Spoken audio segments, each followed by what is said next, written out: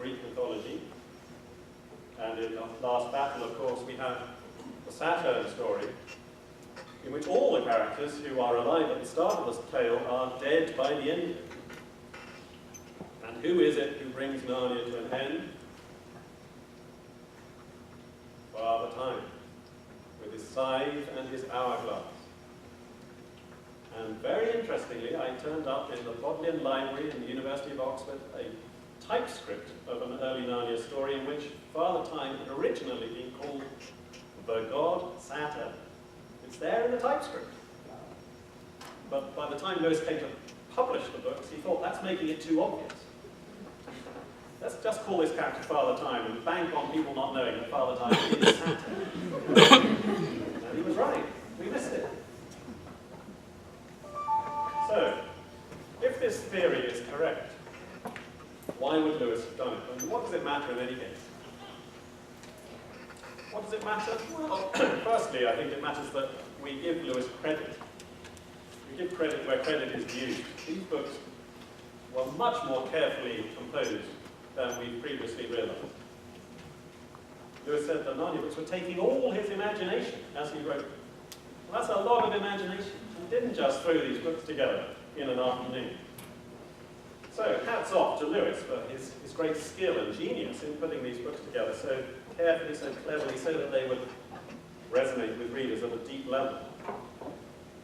And that, I think, is one of the reasons he did it. But by using the planets in this way, Lewis practiced what he preached as a literary critic. He had talked about the importance of the kappa element in romance, giving a story a pervasive quality or atmosphere. And that's what he uses these planetary symbols for, to give the Lion, the Witch, and the Wardrobe a jovial atmosphere, to give Prince Caspian a martial atmosphere, to give the Dawn Treader a solar atmosphere, and so on. It's not something you look at as you read the books, it's something you look along. It informs your whole reading experience. That's why we go back and back to these Narnia chronicles, because they have qualities. They're not just plot, they're atmosphere as well as a well-told tale. So there would be this literary reason for his doing it. More fundamentally, we have the theological reason. The whole Narnia series is about Christ, Lewis says. And by taking these 7 spiritual symbols and turning them into Christian symbolism, by that technique of transferred classicism that we talked about, hiding God under a pagan veil, Lewis manages to convey the personality of Christ in 2 modes at once. Incarnate, in the character of Aslan, but we might say discarnate in the whole of the rest of the Narnia world in each case. The children, as they interact and get to know and love Aslan, become kingly and queenly in the Jupiter tale. They become martial in the second book. They become solar. They begin to drink light, drinkable light in the Dawn Treader. They participate in the Christ-like attributes. And I think this is one of the reasons why Lewis was so prepared to be secret about it. Because in relation to the Narnia world, Lewis is, as it were, in the position of God. He's the author, he's the creator of the Narnia world. Now in the real world, according to Lewis's Christian beliefs, God is working his purposes out. The divine author has his reasons for making things the way they are, and those reasons are very hard to understand.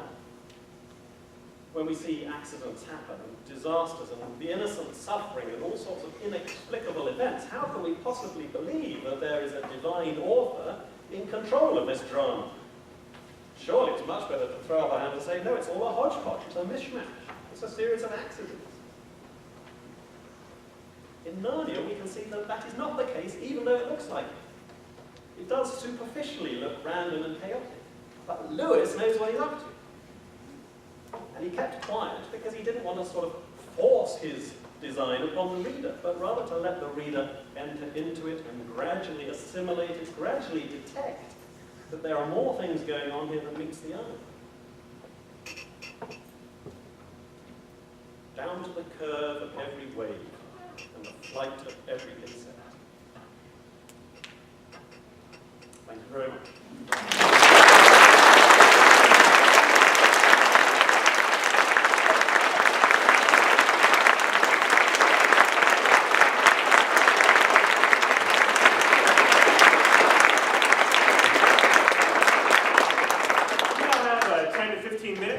We can use for question and answer, and Dr. Ward will fill his own. I'll keep an eye on the time and wrap us up shortly. We do have, if you're able to stick around for a few minutes, we'll have a short reception afterwards in the lobby. But if you have any questions, I believe I can speak for Dr. Ward and say that he will be happy to answer questions about the Narnia work, but as well as broader questions about Lewis's thought and writings. Yes, absolutely. Fire away. Anybody got anything they want to say?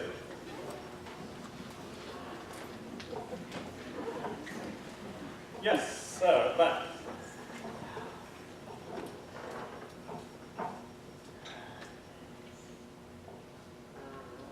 Oh, Peter, how do you know this is what he thought? How do I know that this is what Lewis thought? Yes, because he never actually told anybody. Very good question. I mean, that is the obvious problem that this theory presents, that Lewis kept it secret. Surely he would have told somebody. Well, that's why I started with evidence of his secrecy. He didn't tell anybody he got married. He didn't tell a close friend like Tolkien. His autobiography is suppressed by Jerry. There are many other examples of his secrecy. I don't find it at all difficult to believe that he could have kept this secret, and indeed that he would have kept it secret, because the whole point of this symbolism, the way that he uses it, is that it speaks to our imaginations. We are meant to look along it, not look at it. If he had told us that this was what he was up to, we would immediately have started reading the books in a different way. We would have read them as sort of very clever allegories. But they're not allegorical. It's a whole new way of writing stories, as far as I can. I don't think it really has any precedent in literature. It's a new thing that Lewis was doing. And you don't expect an artist to show you all his working. You don't expect to be taken backstage while you're watching a play, as well as sitting in the stalls. A literary critic, my role in this business is as a literary critic to go backstage, as it were, and show you how the props are constructed and all the pulleys and lights and levers and the makeup room and all the rest of it. That's what I'm doing tonight. I'm showing you all the background work. Lewis isn't expected to do that, surely. He had to keep it secret. This was the magic spell that he wanted to cast. So I don't find it at all difficult that he would and could have kept it secret. The next question, of course, which someone is, I expect, bound to ask is, well, haven't I just ruined his scheme by making this all plain? But, as I say, I'm a literary critic. I'm not the author.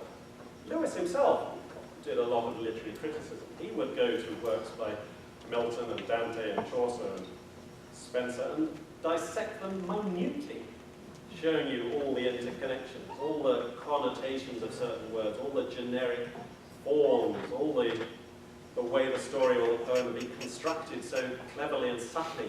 He didn't find that objectionable as an activity, as an academic. That's one of the ways in which we occupy our minds. We love to tease apart the text, the tissues of a text, see how the author has done it, in order to admire that text a bit more intelligently, in order maybe to emulate it and imitate it in our own artistic works. It's a very proper thing to do, literary criticism. So I'm allowed to do this. Lewis can't be expected to do it as well. Have I ruined his scheme? I hope not at all. My purpose in explaining all this is not to, as it were, disassemble the Narnia Chronicles and leave them in pieces on the garage floor. I've just, I hope, given you an insight into the very great skill that went into the construction of these books, so that A, you don't dismiss them as a hodgepodge, if you are apt to do that, and B, next time you go back to the stories, you begin to get more out of them, because you're able to put more into them. Your antennae are now attuned, as it were, I hope, to some of these subtleties, some of these artistic devices that enable the story to be that powerful and beautiful thing that it is. So I think that is my defense for doing what Lewis himself could not do and should not have done. Yes, ma'am? I see that he was amused. This amused him Yes. to send people around in circles and be the topic of great discussions for centuries, perhaps. Yes. Well, I think you're right. I mean, I gave one possible explanation as to why he kept secret, but it was, as it were, so that he could mirror God's own humility vis-à-vis his creation. Yes. But you're quite right too. That's another very probable explanation, that Lewis just found it fun. And indeed, when I took my discovery to a man in Cambridge who had known Lewis well in the 1950s and explained what I found, he said, "Oh, yes, of course, that's exactly like Jack." He would have roared with laughter about people going around in circles, trying to explain it or just dismissing it and getting it wrong all the time. That would have amused him. And I think it would also have entertained him just to construct the books in this way for his own delight, his own pleasure, because he knew all this symbolism so intimately. He had acquainted himself with it over decades. And it must just have been fun to play with the plasticine, you might say, like a child with a toy. But not without very serious purpose as well. Yes, sir? I have two questions. Thank you so much for bringing this subject up and explaining it as such. But to get off the subject somewhat, but you did mention the Ransom trilogy of Paralandra. Yes. There are 4 or 5 pages at the last of that book that explain or introduce us to complexities of life. Yes. That is so well done that I think perhaps it is probably some of the most beautiful language in all of wisdom. Yes. And I like to, if you're familiar with, I'm fairly sure that you are, would you agree that there is a great deal of beauty in that? Yes. Those pages. The question, if you didn't hear it at the back, is about Lewis's book Paralandra, the second book in his trilogy. And the questioner is pointing out how very beautiful the closing pages are of that book. It is a marvellous ending. Well, the book as a whole is marvellous. It's set on Venus. And at the end of the story, the hero, Ransom, sees the whole of cosmic history laid out before him as a kind of dance, a cosmic dance. And actually, it's a very helpful example for my own interpretation of Narnia, that in this cosmic dance, Ransom sees endless complexities and intricacies and interweavings. And once he thought he saw the curve of a wave, and he sees civilizations laid out before him, and races and languages, and it's all, this is in, as it were, God's mind. This is the dance of creation. And every single figure, when he focuses upon it, becomes the center of the dance, because it is all center. It looks planless because it was all planned, which is exactly relevant to what he's doing in Narnia. So I think in Narnia he attempts his own cosmic dance, as it were. Yes. And Thank you. Your second question? And I forgot. Okay. Yes, ma'am.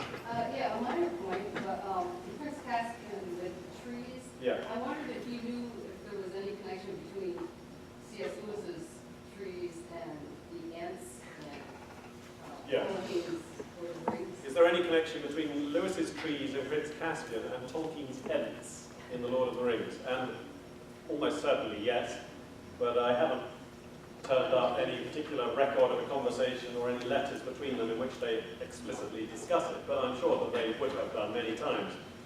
They knew each other so well for so many years, and they had such similar interests in medieval and classical literature that of course they would have talked about that, I'm sure. So when you see the movies of the Two Towers, for instance, cutting back and forth between the Battle of Helm's Deep and Pippin and Merry on the shoulders of Treebeard, you're getting a very martial picture there, Yeah, actually. it was battle too. Yes, absolutely. Or battles and trees. It's all conspiring to give a martial atmosphere to the Lord of the Rings too. But I don't know that Tolkien was doing it in quite the same planetary way that Lewis was. It has a different purpose in the Lord of the Rings. Yes, sir? Far be it from me to, a layman, to cast aspersions towards Tolkien, but since he was supposedly well-versed, and that was his whole life, was fairy tales and myths and all this, and legends, how did he miss this? Yeah, that's a good question. How did Tolkien miss this? I think he didn't know the books at all well. I mean, he had the first few chapters of The Lion, the Witch, and the Wardrobe read aloud to him, and immediately took against it. He soon gave up trying to read the books after they were published, we know that, and he later confessed they were entirely outside his range of imaginative sympathy. So he wasn't well acquainted. He just thought this was Jack Lewis writing some nice tales for children. He wasn't expecting there to be layer upon layer of complexity. And actually, Tolkien disliked almost everything that Lewis wrote. It's not just Narnia. He disliked mere Christianity very much. He disliked the Screwtape Letters, even though the Screwtape Letters is dedicated to Tolkien.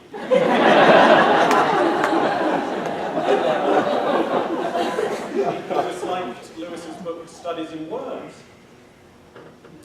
And when he was invited to write a review of it, he declined. He said, I'm not going to write a review of this because if I really said in public what I thought about this book, it would ruin my friendship with Jack. He was a very hard man to please. So we don't actually know exactly what passed between Tolkien and Lewis on this occasion when the first few chapters were read aloud.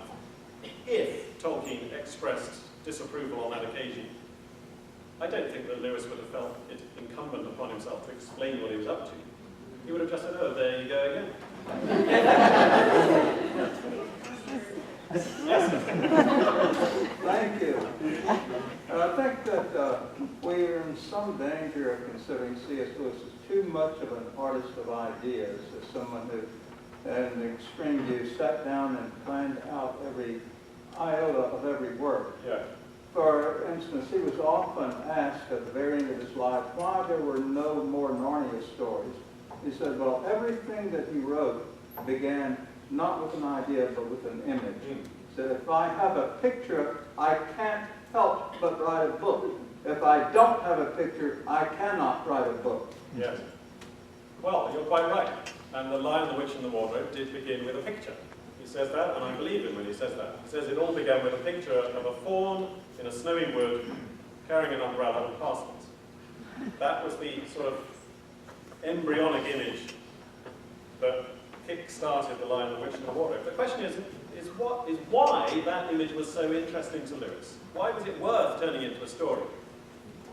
And I suspect myself, I mean, this is just an educated guess, I could be wildly wrong, but I think that what is interesting about that image is that it is, in miniature, a clash between Saturn and Jupiter. Because you have the snowy wood, and Saturn is always associated in Lewis's mind with winter and snow, or nearly almost every time. It's a Saturnine image, winter. On the other hand, you have the fawn carrying the parcels, the Christmas parcels, and the umbrella. He's protecting himself against this snow. He's not delighting in it. It's not a winter wonderland. He's not frolicking about throwing snowballs and building snowmen. It's a bad winter. That's one of the ways in which the film got it so wrong, I think, that when Lucy goes through the wardrobe, she goes, oh, the snowflakes fall delicately on her eyelashes. This is not the winter as Lewis understood it. It's a bad winter. It's a cursed winter. It's a never-ending winter. It's a Saturnine winter. And here we have the fawn with the parcels, the would-be Christmas parcels. She's made it always winter, but never Christmas. We have here in the Christmas imagery a symbol of Jupiter. Jupiter, the red-faced, jolly, delight-giving personality, is a classic jovial image as far as Lewis is concerned. So there, in miniature, you have, of Saturn we know more than enough, but who does not need to be reminded of Jove? I think that's probably where Lewis began to tease out the symbolic importance of that image. Only a guess, could be wrong, but that's my educated guess for what it's worth. Yes? I think we're having this, our last question. Okay, last question at the very back. Sorry. To turn the topic to a lesser known and later work of Lewis, which is Till We Have Faces. Yes. The pagan element is very much to the forefront. Mm. Do you believe that he used the qualities of the plants in that book, in that work? The question is about Lewis's last novel, Till We Have Faces, which is a much more obviously sort of pagan setting. It's in a pre-Christian, barbaric world in which there is a sort of pagan Venus known as Ungit. And the question was, what was the question? Do you believe that he used some of the qualities of the plants in that book? Did he use some of the qualities of the plants in that book too? Yes, I think he did, particularly as they pertain to Venus. Because Ungit, this shapeless, formless, bloody goddess, is very much the pagan Aphrodite. And Psyche, the heroine of the story, is described as prettier than Aphrodite, prettier than Helen of Troy, who's often used in Lewis's imagination in connection with Venus. So there are all sorts of Venus images flowing through that story, yes, absolutely. But it's limited to Venus, and it's used in a very different way, I think, from the way that he uses Venus in The Magician's Nephew, let alone in Paralandra.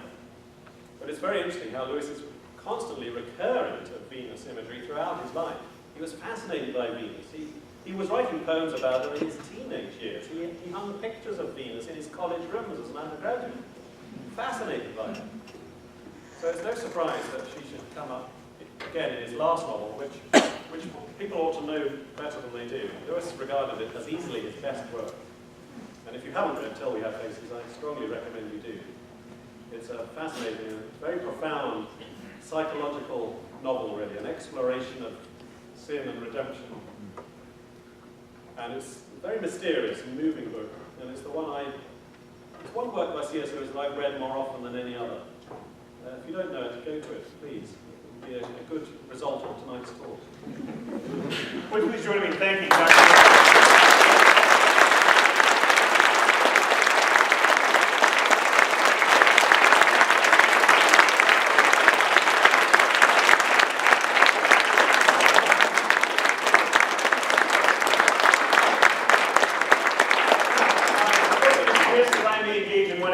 shameless self-promotion, or at least tentatively so. There is nothing official whatsoever, but this is a word specifically to AUM students who have at least a year and a half to go at AUM. We are hoping to do another Inklings trip to Oxford and the Inklings course in the summer of 2016. And if it's something you might be interested in, you are by all means welcome to talk to me. My email address is mjordan5, or you can say it on here, mjordan5 at aum.edu, mjordan5 at aum.edu, summer of 2016.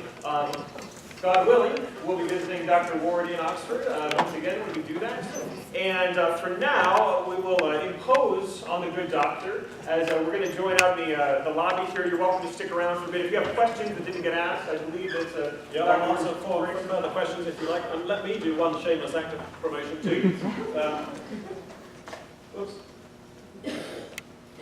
In addition to my work in Oxford, I also teach online for the Houston Baptist University's program in apologetics. So if you're interested in studying for an MA in Christian apologetics with an emphasis upon cultural and imaginative apologetics, go to the HBU website and have a click around. You can do it from anywhere in the world. You don't have to be in Houston, let alone Texas. So easily do it from Montgomery. One of the most impressive things about Dr. Ward is that he's managed to teach at Houston Baptist University by being neither in Houston nor Baptist.